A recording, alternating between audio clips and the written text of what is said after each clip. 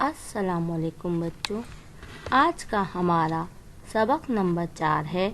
اس میں ضمیر، اس میں نمبر 1 ہم اس کی تعریف پڑھیں گے، نمبر 2 اس کی وضاحت کی جائے گی، نمبر 3 اس میں ضمیر کا جملوں میں استعمال سیکھیں گے۔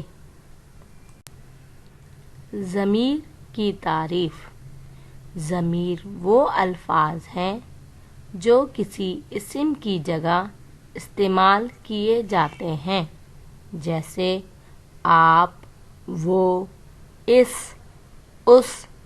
تم، ہم، میں، ان، ہمارا، ہماری، ہمارے، تمہارا، تمہاری، تمہارے، میرا، میری، میرے، وغیرہ۔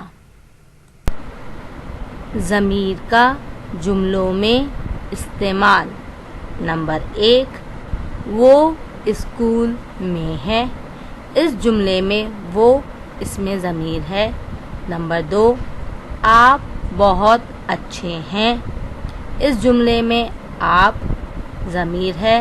نمبر 3، اس کتاب میں کیا لکھا ہے، اس جملے میں اس جو ہے وہ ضمیر ہے۔ نمبر 4، ان کا ایک بیٹا ہے، اس جملے میں ان ضمیر ہے۔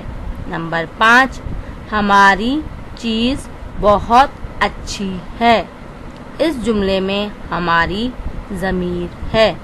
نمبر 6، میں اچھا بچہ ہوں، اس جملے میں میں جو ہے وہ ضمیر ہے۔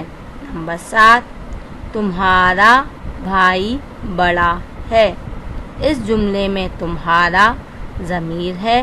نمبر 8، ہم جماعت دوم میں پڑھتے ہیں، اس جملے میں ہم ضمیر ہے۔ تو بچوں، آپ نے دیکھا یہاں ضمیر کا جملوں میں استعمال کس طرح کیا جا رہا ہے۔ اس کو استعمال کرنے کا ایک اور طریقہ ہے، وہ ہم آگے دیکھتے ہیں۔